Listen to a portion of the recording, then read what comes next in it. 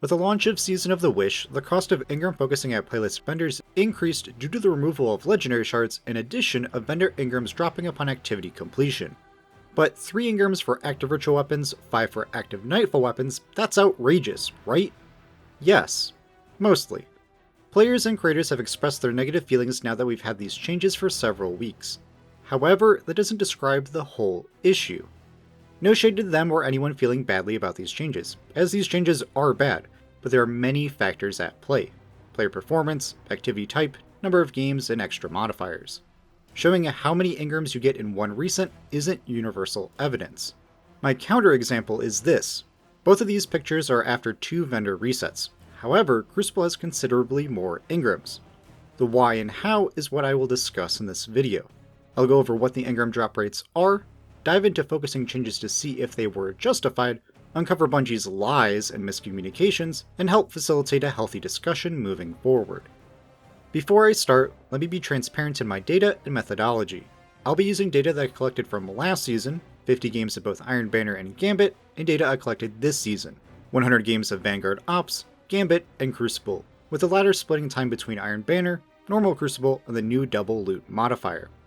My raw footage will be in a video, linked in the description, along with a spreadsheet of the data and charts used, with a full write-up on Reddit and Discord if you want more details and to continue the conversation.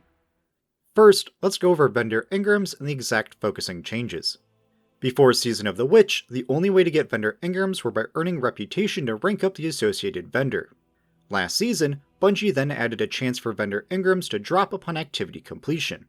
Because of this change, Bungie now increased the cost of focusing items at playlist vendors. Bungie's chart is a little hard to read, so let's fix that. Here you can see what the Engram costs are. First column are the old costs, second are the new ones. As you can see, only 3 categories of items increased. Active ritual weapons by 200%, legacy ritual gear by 50 to 200%, and active nightfall weapons by 400%. And these have already changed this season. Legacy ritual items had a cost of 5 and were reduced to 3 in update 7.3.0.3. Let's shrink this chart so we have a handy guide to carry on throughout this video. We don't need to talk about the costs that didn't change, as the Engram changes overall buffed their focusing opportunities. Onto that RNG Engram drop rates upon activity completion. This is the data obtained, and I have broken it down by activity type, number of games, the performance of those games, and Engrams and weapons that dropped. These are only the random drop Engrams, not Vendor Engrams you earn from reputation. That we'll need to discuss later. My goal for this was to uncover the Engram drop rates and see if player performance had a factor. Looking at the core playlists, the overall drop rate was between 25% on the low end with Vanguard Ops and 31% at the high end with Gambit. Seeing if winning or losing had an impact, I unfortunately can't say for certain due to the small difference, but the data would suggest that losing actually increases your Engram chances.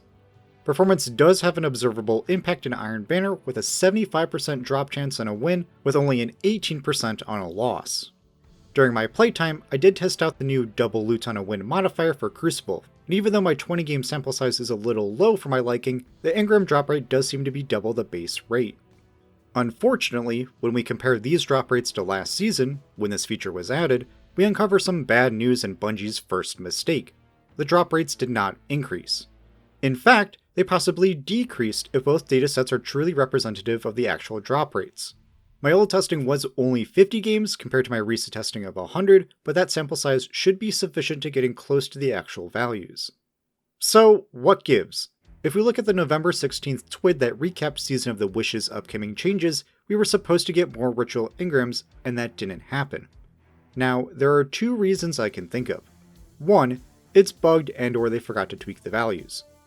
2, we were never going to get more Engrams. That latter reason, which I'm now more inclined to believe, is because by Bungie's second mistake, the rollout of this whole system. You see, the Engram economy has had 3 stages this year. First was in Lightfall. All vendors got updated to Vendor Engrams, which you only earn via reputation rank ups. Second was in Season 22, Season of the Witch. There they added Vendor Engrams to drop from match completions. And third was this season, Season of the Wish, where they increased vendor focusing costs.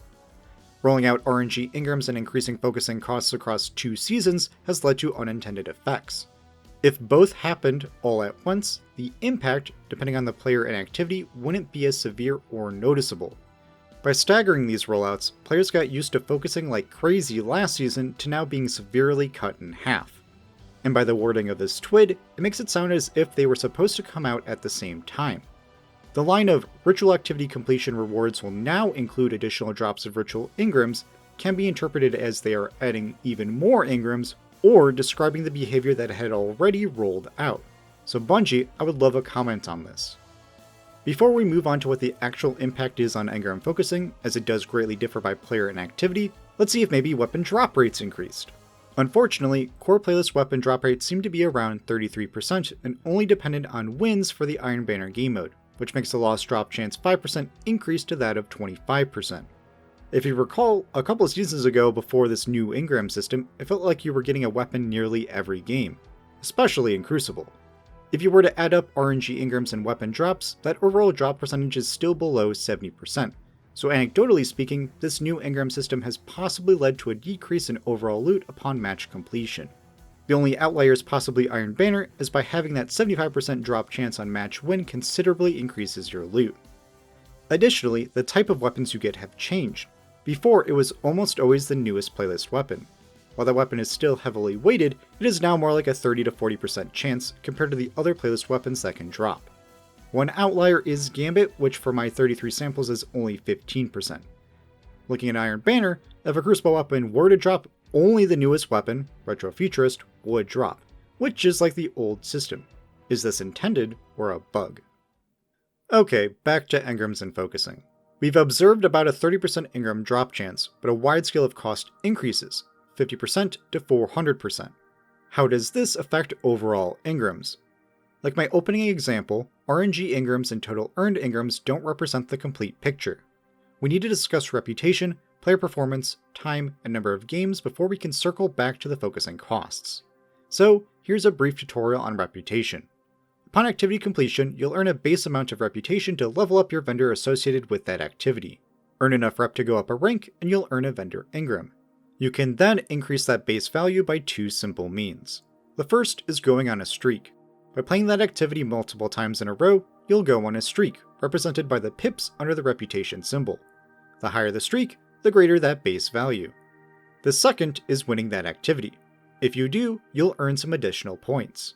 However, that point value isn't constant. It actually depends on what major rank you are in. The higher your rank, the larger your win bonus. It's not something you need to worry about, and it makes talking about rep all the more confusing.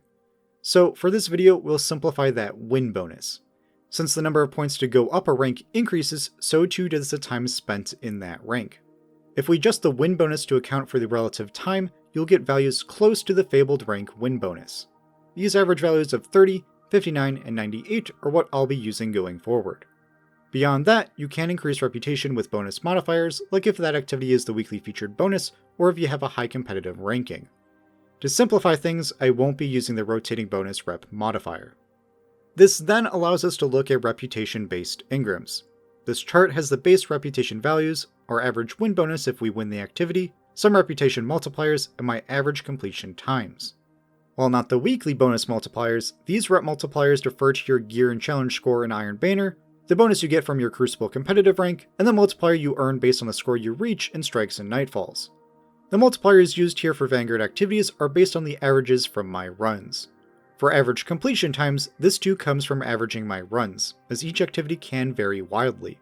When looking at the bigger picture, these should represent the average values over the course of a season. With this, let's generate values if you were to win, lose, or have a 50-50 record. To make things stand out, let's color code these. Green is higher than the average, red is lower. From this, we see that GMs and Iron Banner wins are on the extreme high end, followed by Gambit and normal strikes. Crucible falls in the middle, with losing and lower gear multipliers in Iron Banner bringing up the rear. This huge disparity in reputation shows how important it is to interact with that Iron Banner multiplier system. However, we should adjust for activity completion times, as that'll remove the problems of looking at just number of activities completed. Doing so removes GMs as a strong outlier, but now Iron Banner and Gambit takes its place. Crucible lags behind, especially if you're a below average player. To get close to Vanguard Ops reputation rates, you would have to have the 50% reputation boost from the likes of being Ascendant rank or from the weekly featured activity. To convert this to engrams per game and minute, we'll just divide by 625, as you get an engram for each minor rank up and reaching 10,000 points. That's 16 engrams you divide by, reaching that 625 value. This simplifies things, but is representative of rep over the course of a season. The chart and coloring are the same since all values were divided by 625, but it better illustrates the relationship between rep and engrams. If we then bring up my prior example of my engrams from Crucible and Gambit over the course of 2 resets, this can explain the huge difference in engram values. We already proved that it's not the engram drop rates. What these pictures show is that you need to play more Crucible games to reach a vendor reset. More games, the more opportunities for RNG engrams to drop. Let's now make it easier to look at. For my economy preview video with my data from Season 22, along with the announced further increases to engrams from that TWID, I inferred that the observed 30-40% engram drop rate would raise to 50%. If we then applied that rate in my reputation values across 100 games, we could outline the percent increases in overall engrams. For the average Crucible player, they'd go up 200%, which would match the 200% increase in active weapon focusing. Vanguard and Gambit would only see about a 100% increase. That doesn't break even, but it does help compensate for the increased costs. However, this is not what we got. Updating my reputation values and engram drop rates for Season of the Wish, and we see that, yeah, the engram increases don't make up for that increased cost. 50 to 100% increase in engrams over pure reputation engrams, but we needed to hit 200% to break even for active playlist weapons. What a ripoff. Instead of getting angry, let's summarize our findings, see if there are any justifications in these costs, and look at possible solutions. This new chart now represents how many items you can focus after 100 games of that activity. The left is the old system of only rep engrams with their original focusing costs. The right column looks at the combined engrams from RNG and reputation, along with the increased focusing costs. Looking at the percent change, we technically see one buff in Legacy Nightfall weapons. Remember to keep in mind that this chart doesn't adjust for activity completion time, so the negative 10 to 20% for earning loot in Nightfalls doesn't really express a nerf to the focusing amount. Everything else, yes, did see a decrease of up to 50%. Zoom in on the Crucible, and you see that, because of the reputation disparity from the other core playlists, average to below average players, those that lose a lot, aren't hit as badly. Noticeable, but not obvious. Those that were more impacted were those on the winning end or high skilled in comp, which could also explain why content creators and hardcore players are more vocal about the changes, as they were more impacted. Now the elephants in the room are the active Nightfall weapons. Why are they so expensive? Well, maybe it's better to ask why they were so cheap. An example, imagine if you played Trials of Osiris to unlock Igneous Hammer. Once you got it to drop, you could just use one normal Crucible engram to focus and never play Trials again. Does that seem fair for an endgame weapon? For comparison, once you unlock a Nightfall weapon, you can just play normal strikes for reputation and engrams to focus more. There are no Nightfall engrams. Plus, you can obtain the weapon when it is the featured Nightfall. Now, don't get me wrong, I don't like these changes either. Nightfall weapons should be looked at. Increased drop chance for lower difficulty Nightfalls and or a reduced cost. I'm just providing a possible valid justification for the cost increase. I'm not saying it feels good, but the reasoning makes sense. For talking about solutions, I need to preface that I am not a developer. I don't know what makes a change simple, easy, or viable. I'm not demanding Bungie do these things. Rather, let's do some thought experiments that are easier to understand and overcome this feeling that the engram focusing changes feel bad. I feel like I can't focus a lot of loot. Additionally, because the Nightfall weapon cost of 5 is so great, trying to correct for them would make the other focusing costs out of band, so I won't be focusing on them until the end. First idea, double the RNG engram drop rate. My data shows that engram drop rates didn't increase this season, either intentionally or via a bug. What would it look like if they did increase the drop rate to that of 50 or 60%? This wouldn't fix the active playlist weapon issue. For the average to below average Crucible player, it would make it on par to a noticeable buff over the old system, but Gambit and Strike see hardly a change. This is another showcase of reputation imbalance. Because Crucible earns less reputation engrams per game, RNG engrams hold more weight. Second idea, reduce the focusing cost to 2, down from 3. I can understand why Bungie has made the newest playlist weapon only 1 engram, while the rest of the active pool is 3. It's a combination of incentivizing the player to chase the newest weapon, while also unfortunately punishing players for chasing older weapons, either due to bad RNG or weren't playing at the time. This change would reduce the focusing imbalance across the board, but still only acts as a benefit over the prior system for the average Crucible player. Again, another sign of the imbalance of reputation Engrams when you look at the per game level and not as a per minute metric. Third idea, combine both. And success! Positive increases nearly everywhere, and Crucible would get a massive buff to make it more in line with focusing rates to that of strikes. Nothing will get close to Gambit, but that's because Gambit is a bit special. However, these simple no-brainer fixes don't address all the issues. The root of imbalances are caused by many problems. Like, why is Gambit so much more rewarding at a per game and per minute level? Well, Gambit isn't getting many updates, so I take it that Bungie is trying to reward those that stick around and play a not well-liked activity. Why is Crucible imbalanced compared to Strikes and Gambit? Well, that's more complicated. Gambit has a fairly consistent completion time of 5 to 7 minutes. Strikes have their multipliers adjusted based on the density and duration of strikes. Generally, the quicker the strike, the less points you'll earn. Crucible doesn't get these benefits.